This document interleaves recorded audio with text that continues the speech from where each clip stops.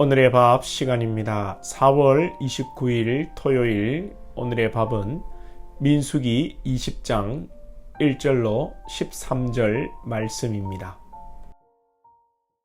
첫째 달에 이스라엘 자손 곧 온 회중이 신광야에 이르러 백성이 가데스에 이르더니 미리암이 거기서 죽음에 거기에 장사되니라. 회중이 물이 없으므로 모세와 아론에게로 모여드니라. 백성이 모세와 다투어 말하여 이르되 우리 형제들이 여호와 앞에서 죽을 때에 우리도 죽었더라면 좋을 뻔하였도다. 너희가 어찌하여 여호와의 회중을 이 광야로 인도하여 우리와 우리 짐승이 다 여기서 죽게 하느냐? 너희가 어찌하여 우리를 애굽에서 나오게 하여 이 나쁜 곳으로 인도하였느냐? 이곳에는 파종할 곳이 없고 무화과도 없고 포도도 없고 석류도 없고 마실 물도 없도다. 모세와 아론이 회중 앞을 떠나 회막문에 이르러 엎드리매 여호와의 영광이 그들에게 나타나며 여호와께서 모세에게 말씀하여 이르시되 지팡이를 가지고 네 형 아론과 함께 회중을 모으고 그들의 목전에서 너희는 반석에게 명령하여 물을 내라 하라. 내가 그 반석이 물을 내게 하여 회중과 그들의 짐승에게 마시게 할지니라. 모세가 그 명령대로 여호와 앞에서 지팡이를 잡으니라. 모세와 아론이 회중을 그 반석 앞에 모으고 모세가 그들에게 이르되 반역한 너희여 들으라. 우리가 너희를 위하여 이 반석에서 물을 내리라. 하고 모세가 그의 손을 들어 그의 지팡이로 반석을 2번 치니 물이 많이 솟아나오므로 회중과 그들의 짐승이 마시니라. 여호와께서 모세와 아론에게 이르시되 너희가 나를 믿지 아니하고 이스라엘 자손의 목전에서 내 거룩함을 나타내지 아니한 고로 너희는 이 회중을 내가 그들에게 준 땅으로 인도하여 드리지 못하리라 하시니라. 이스라엘 자손이 여호와와 다투었으므로 이를 무리바 무리라 하니라. 여호와께서 그들 중에서 그 거룩함을 나타내셨더라. 어제 말씀에서 시체에 대한 부정함을 이야기했습니다.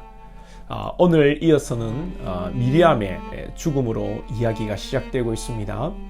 미리암은 앞에서 모세에게 불평하고 대항하다가 나병에 걸렸던 모세의 누이입니다. 시체에 대해 부정함을 이야기하고 그 다음의 시간에 이 미리암의 죽음을 이야기하는 것은 그만큼 미리암의 죽음에 대해서 좋은 시선으로 보지 않는다는 것입니다. 여러분들 불평하지 마시기 바랍니다. 원망하지 마시기 바랍니다.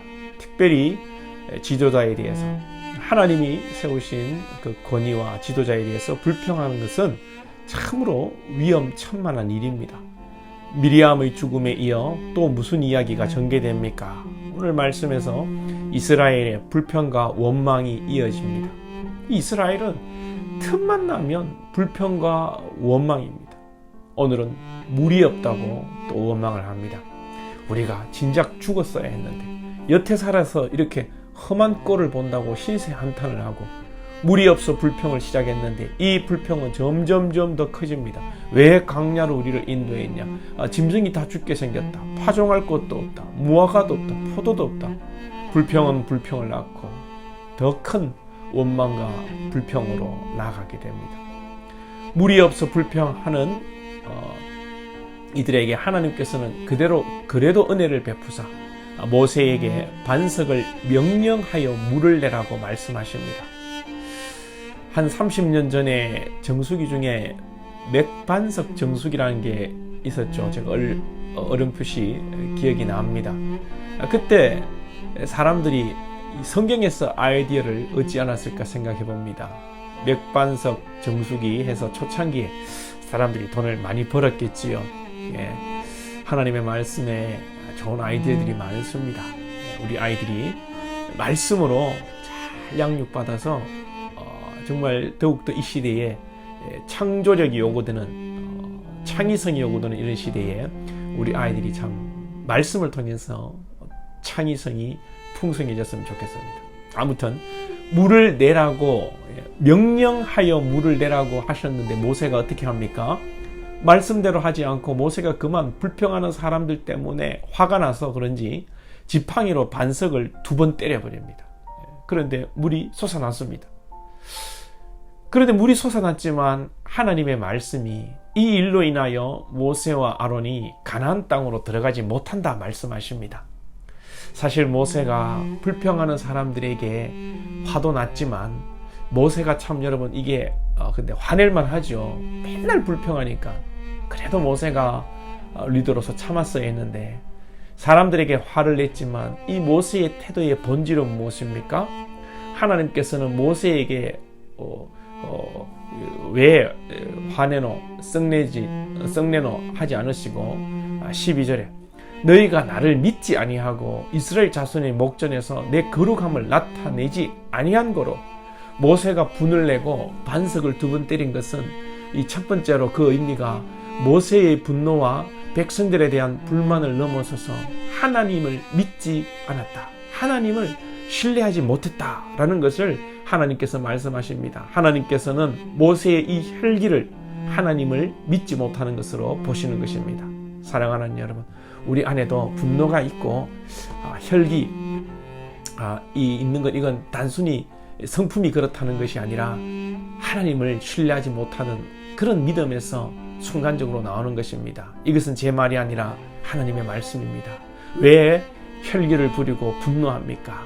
하나님의 일하실 것을 믿지 못하니까, 내 마음에 안 맞으니까 하나님은 온데간데 없고 혈기를 부리는 것입니다. 다시 한번요, 혈기를 부리는 것은, 분노하는 것은 하나님을 전적으로 신뢰하지 못하기 때문에 나오는 우리의 죄성에 기인한 것입니다. 우리가 연약해서 혈기를 때로는 부리고 분노를 가질 수 있습니다. 연약해서 그래요. 때로는 여러분 거룩한 분노, 거룩한 어떤 정의를 위한 분노도 있지요. 불의에 대한 분노도 있습니다. 그러나 성경은 이 분노에 대해서 많은 것을 설명하고 있고, 또 특별히 에베소서에서는 분을 내어도 죄를 짓지 말며 해가 지도록 분을 품지 말고, 여러분 좋은 분노든 잘못된 분노든 우리가 믿음의 눈으로 이 분노를 잘 다스려야 합니다. 왜 분노를 잘 다스려야 합니까? 그 이유 중에 또 하나는 내 거룩함을 나타내지 아니한 거로, 우리가 분을 내고 혈기를 부리는 것, 이것을 다스리지 못하는 것은 하나님의 거룩함, 하나님의 영광을 가리는 것입니다. 우리가 그리스도인으로서 가정에서나 교회에서나 직장과 사업장, 그 어디에서라도 우리가 온유하신 예수 그리스도의 마음을 가지고 품이 있는 말을 하고 품격이 있는 그런 여러분 행동을 해야 됩니다. 저도 아내한테 혈기를 잘 부리고, 또 특별히 돌아보니 운전할 때 분노를 잘 합니다. 저도 조금씩 변화되어 가고 있다는 생각하는데 제 아내가 어떻게 생각할지 모르겠습니다만은 중요한 것은 하나님의 영광입니다. 오늘 모세가 혈기를 부렸지만 물은 솟아났습니다. 세상 사람들은 물이 났으면 된 거 아니냐 이렇게 판단할 것입니다. 세상의 가치 판단과 결과가 여러분 잘 됐냐 못 됐냐 이것으로 세상 끝입니다. 그러나 우리 하나님의 자녀들은 이런 일의 성공 여부, 일이 잘 됐냐 못 됐냐를 떠나서 하나님의 영광이 가치 기준이 되어야 됩니다. 요셉은 가는 곳마다 힘든 일이고 마치 하나님께서 자신을 버린 듯한 그런 일의 결과들을 늘 많이 보았지 않습니까? 그렇지만 요셉은 하나님의 영광을 기비하며 분내거나 썩내지 않고 하루하루 성실하게 살았습니다. 신약의 제자들과 많은 믿음의 사람들이 힘든 신앙의 핍박 속에서도 하나님의 영광을 위해 천사의 얼굴을 하고 선한 마음으로 주의 길을 갔습니다. 오늘 우리 사랑하는 주의 백성들이 온유하며 분내지 아니하며 하나님의 영광을 위해서 믿음으로 달려나갈 수 있기를 소망합니다. 기도드립니다. 하나님 아버지, 우리 가운데 우리의 훈련되어지지 못하고 통제받지 못하는 분노와 원망과 그런 마음들이 있음을 고백합니다.